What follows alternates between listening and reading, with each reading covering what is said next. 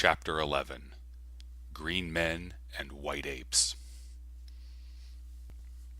A Torcasian sword smote a glancing blow across the forehead of Carthoris. He had a fleeting vision of soft arms about his neck and warm lips close to his before he lost consciousness. How long he lay there senseless he could not guess, but when he opened his eyes again he was alone, except for the bodies of the dead green men and Dusarians, and the carcass of a great banth that lay half across his own. Thuvia was gone, nor was the body of Car Comac among the dead.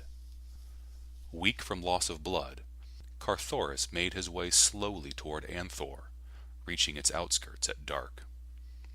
He wanted water more than any other thing, and so he kept on up a broad avenue toward the great central plaza, where he knew the precious fluid was to be found in a half-ruined building opposite the great palace of the ancient Jeddak, who once had ruled this mighty city. Disheartened and discouraged by the strange sequence of events that seemed foreordained to thwart his every attempt to serve the Princess of Parth, he paid little or no attention to his surroundings, moving through the deserted city as though no great white apes lurked in the black shadows of the mystery-haunted piles that flanked the broad avenues of the great plaza. But if Carthoris was careless of his surroundings, not so other eyes that watched his entrance into the plaza and followed his slow footsteps toward the marble pile that housed the tiny, half-choked spring whose water one might gain only by scratching a deep hole in the red sand that covered it. And as the Heliumite entered the small building, a dozen mighty, grotesque figures emerged from the doorway of the palace to speed noiselessly across the plaza toward him. For half an hour Carthoris remained in the building, digging for water and gaining the few much-needed drops which were the fruits of his labor. Then he rose and slowly left the structure. Scarce had he stepped beyond the threshold than 12 Torcasian warriors leaped upon him.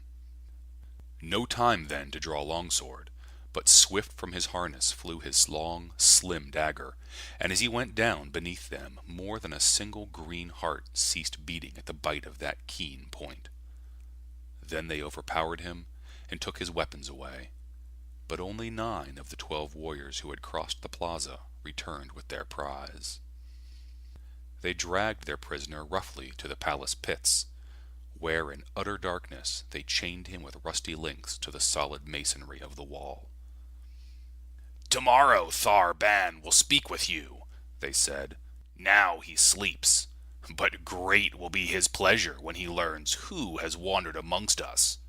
And great will be the pleasure of Hortan Gur when Thar Ban drags him, the mad fool who dared prick the great Jeddak with his sword." Then they left him to the silence and the darkness. For what seemed hours Carthoris squatted upon the stone floor of his prison, his back against the wall in which was sunk the heavy eye-bolt that secured the chain which held him. Then, from out of the mysterious blackness before him, there came to his ears the sound of naked feet moving stealthily upon the stone, approaching nearer and nearer to where he lay, unarmed and defenseless. Minutes passed, minutes that seemed hours, during which time periods of sepulchral silence would be followed by a repetition of the uncanny scraping of naked feet slinking warily upon him. At last he heard a sudden rush of unshod soles across the empty blackness, and at a little distance a scuffling sound, heavy breathing, and once what he thought the muttered imprecation of a man battling against great odds. Then the clanging of a chain, and a noise as of the snapping back against the stone of a broken link. Again came silence, but for a moment only.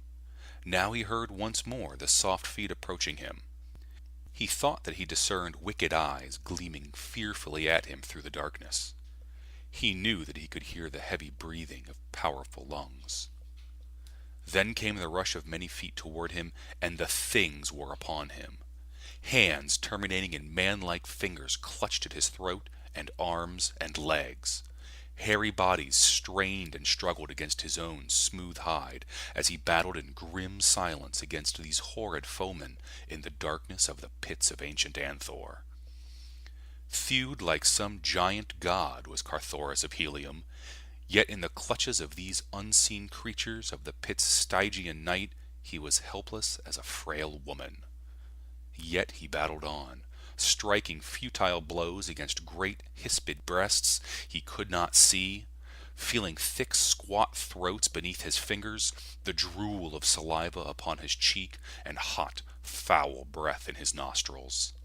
Fangs, too, mighty fangs, he knew were close, and why they did not sink into his flesh he could not guess. At last he became aware of the mighty surging of a number of his antagonists, back and forth upon the great chain that held him, and presently came the same sound that he had heard at a little distance from him a short time before he had been attacked. His chain had parted, and the broken end snapped back against the stone wall. Now he was seized upon either side, and dragged at a rapid pace through the dark corridors, toward what fate he could not even guess. At first he had thought his foes might be of the tribe of Torcas, but their hairy bodies belied that belief. Now he was at last quite sure of their identity, though why they had not killed him and devoured him at once he could not imagine. After half an hour or more of rapid racing through the underground passages that are a distinguishing feature of all Barsoomian cities, modern as well as ancient, his captors suddenly emerged into the moonlight of a courtyard far from the central plaza. Immediately Carthoris saw that he was in the power of a tribe of the great white apes of Barsoom. All that had caused him doubt before as to the identity of his attackers was the hairiness of their breasts, for the white apes are entirely hairless, except for a great shock bristling from their heads. Now he saw the cause of that which had deceived him. Across the chests of each of them were strips of hairy hide, usually of banth, in imitation of the harness of the green warriors who so often camped at their deserted city. Carthoris had read of the existence of tribes of apes that seemed to be progressing slowly toward higher standards of intelligence. Into the hands of such, he realized, he had fallen. But what were their intentions toward him? As he glanced about the courtyard, he saw fully 50 of the hideous beasts, squatting on their haunches, and at a little distance from him another human being, closely guarded. As his eyes met those of his fellow captive, a smile lit the other's face, and "Kaor, Red Man!" burst from his lips. It was Carcomac, the bowman. "Kaor!" cried Carthoris in response. "How came you here, and what befell the princess?" "Red men, like yourself, descended in mighty ships that sailed the air, even as the great ships of my distant day sailed the 5 seas," replied Carcomac. "They fought with the green men of Torcas. They slew Comal, god of Lothar. I thought they were your friends, and I was glad when finally those of them who had survived the battle carried the red girl to one of the ships and sailed away with her into the safety of the high air. Then the green men seized me and carried me to a great empty city, where they chained me to a wall in a black pit. Afterward came these and dragged me hither. And what of you, Red Man?" Carthoris related all that had befallen him, and as the two men talked, the great apes squatted about them, watching them intently. "What are we to do now?" asked the bowman. "Our case looks rather hopeless," replied Carthoris ruefully. "These creatures are born man-eaters. Why they have not already devoured us, I cannot imagine." "There!" he whispered. "See! The end is coming!" Carcomac looked in the direction Carthoris indicated to see a huge ape advancing with a mighty bludgeon. "It is thus they like best to kill their prey," said Carthoris. "Must we die without a struggle?" asked Carcomac. "Not I," replied Carthoris, "though I know how futile our best defense must be against these mighty brutes. Oh, for a long sword!" "Or a good bow," added Carcomac, "and a utan of bowmen." At the words, Carthoris half sprang to his feet, only to be dragged roughly down by his guard. "Carcomac!" he cried. "Why cannot you do what Tario and Jav did? They had no bowmen other than those of their own creation. You must know the secret of their power. Call forth your own Uton, Carcomac!" The Lotharian looked at Carthoris in wide-eyed astonishment as the full purport of the suggestion bore in upon his understanding. "Why not?" he murmured. The savage ape bearing the mighty bludgeon was slinking toward Carthoris. The Heliumite's fingers were working as he kept his eyes upon his executioner. Carcomac bent his gaze penetratingly upon the apes. The effort of his mind was evidenced by the sweat upon his contracted brows. The creature that was to slay the red man was almost within arm's reach of his prey, when Carthoris heard a hoarse shout from the opposite side of the courtyard. In common with the squatting apes and the demon with the club, he turned in the direction of the sound to see a company of sturdy bowmen rushing from the doorway of a nearby building. With screams of rage, the apes leaped to their feet to meet the charge. A volley of arrows met them halfway, sending a dozen rolling lifeless to the ground. Then the apes closed with their adversaries. All their attention was occupied by the attackers. Even the guard had deserted the prisoners to join the battle. "Come," whispered Carcomac.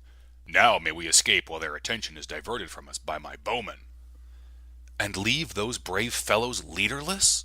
cried Carthoris, whose loyal nature revolted at the merest suggestion of such a thing.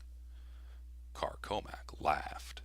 "You forget," he said, "that they are but thin air, figments of my brain.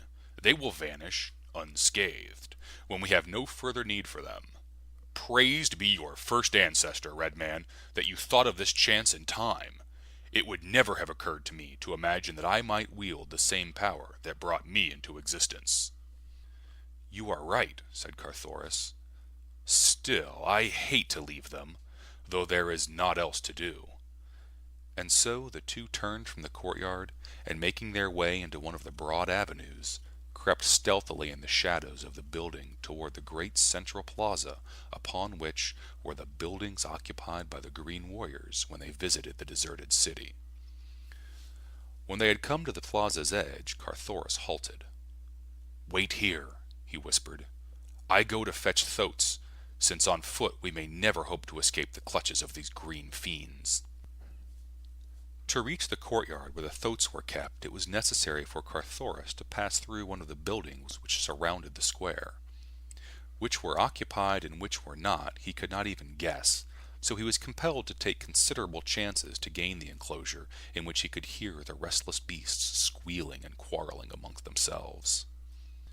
Chance carried him through a dark doorway into a large chamber, in which lay a score or more green warriors, wrapped in their sleeping silks and furs.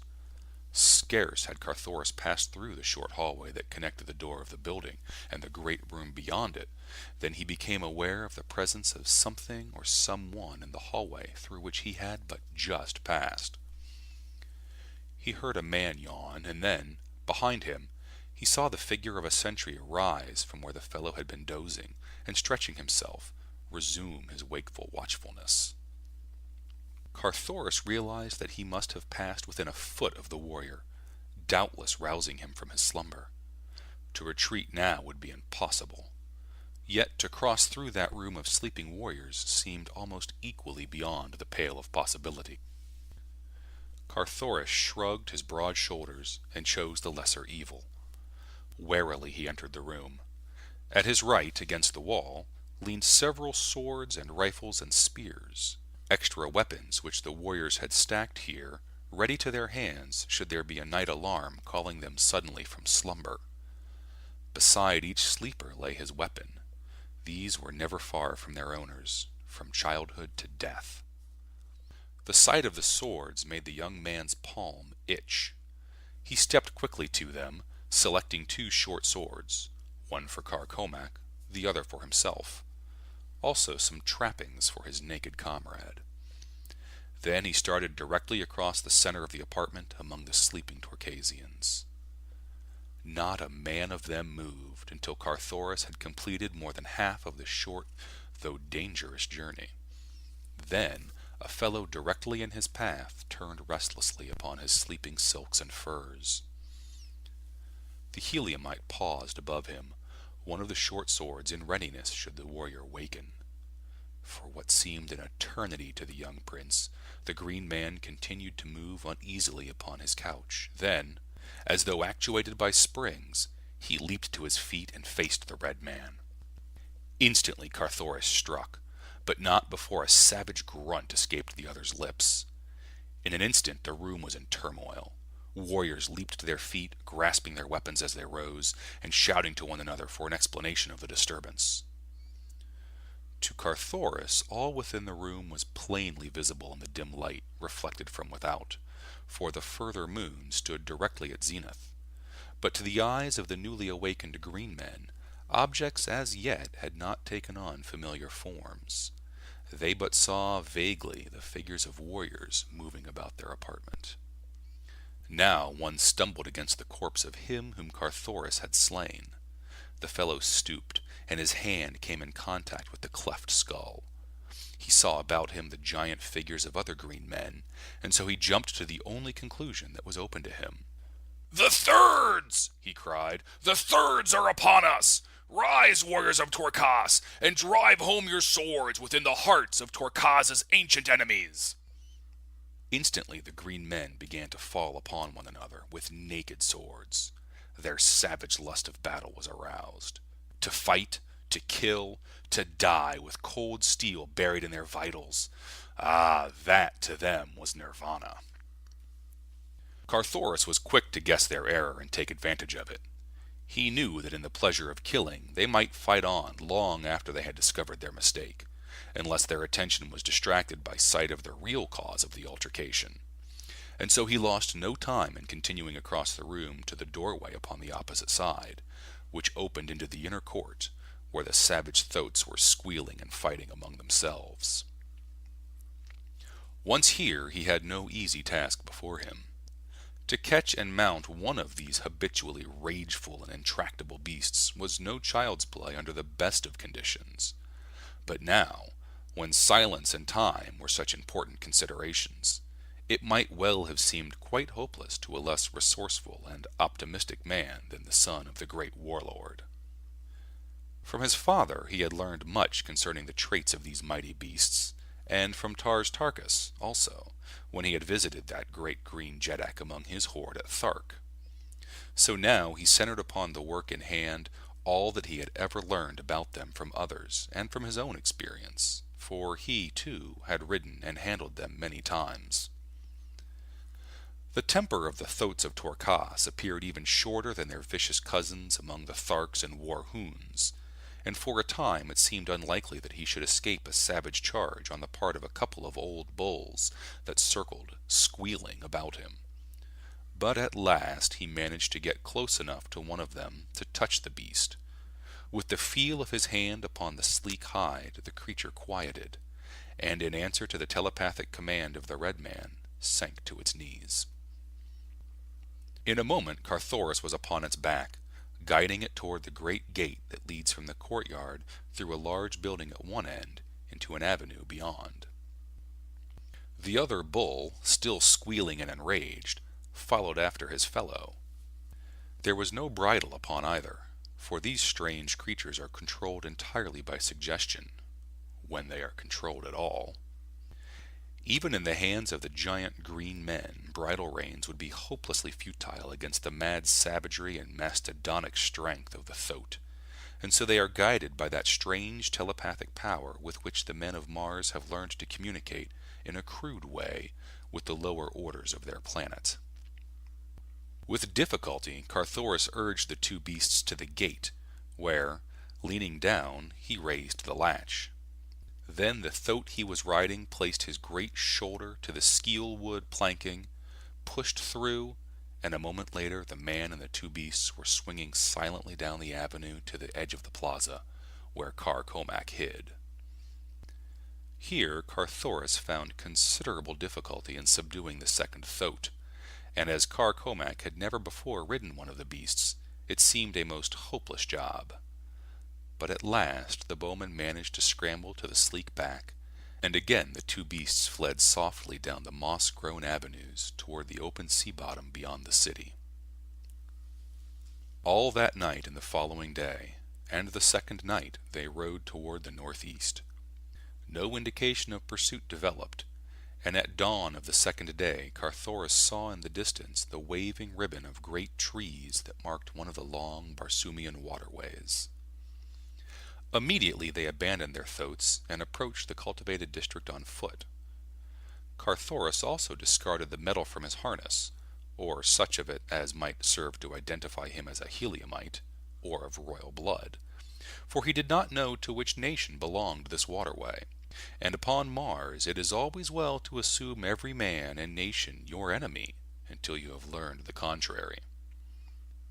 It was mid-forenoon when the two at last entered one of the roads that cut through the cultivated districts at regular intervals, joining the arid wastes on either side with the great white central highway that follows through the center from end to end of the far-reaching, thread-like farmlands.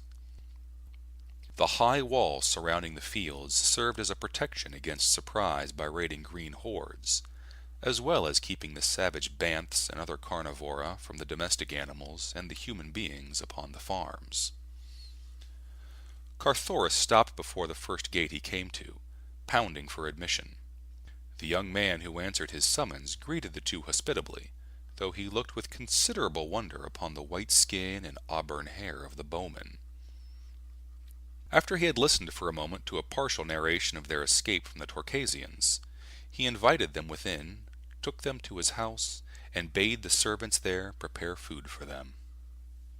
As they waited in the low-ceiled, pleasant living-room of the farmhouse until the meal should be ready, Carthoris drew his host into conversation, that he might learn his nationality, and thus the nation under whose dominion lay the waterway where circumstance had placed him. "I am Hal Vass," said the young man, "son of Vass Cor of Dusar, a noble in the retinue of Astok, Prince of Dusar. At present I am douar of the road for this district." Carthoris was very glad that he had not disclosed his identity, for though he had no idea of anything that had transpired since he left Helium, or that Astok was at the bottom of all his misfortunes, he well knew that the Dusarian had no love for him, and that he could hope for no assistance within the dominions of Dusar. "And who are you?" asked Hal Vass.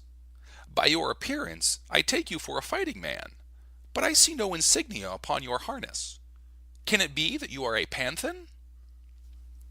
Now, these wandering soldiers of fortune are common upon Barsoom, where most men love to fight.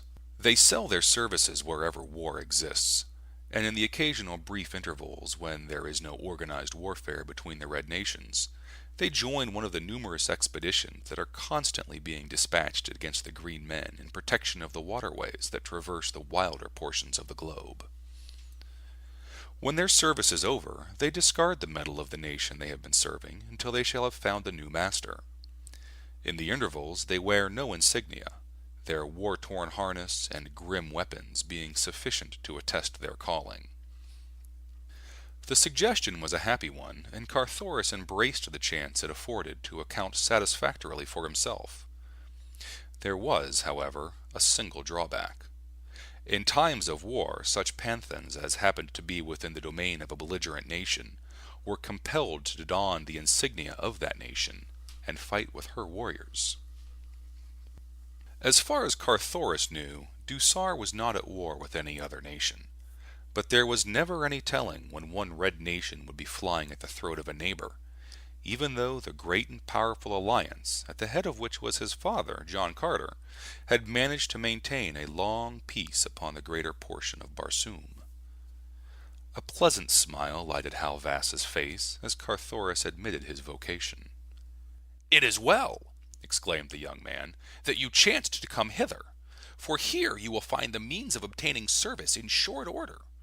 My father, Vass Cor, is even now with me, having come hither to recruit a force for the new war against Helium." End of chapter 11.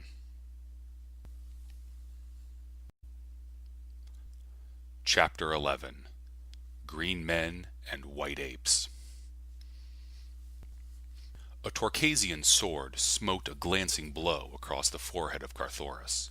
He had a fleeting vision of soft arms about his neck and warm lips close to his before he lost consciousness. How long he lay there senseless he could not guess, but when he opened his eyes again he was alone, except for the bodies of the dead green men and Dusarians, and the carcass of a great banth that lay half across his own. Thuvia was gone, nor was the body of Car Comac among the dead.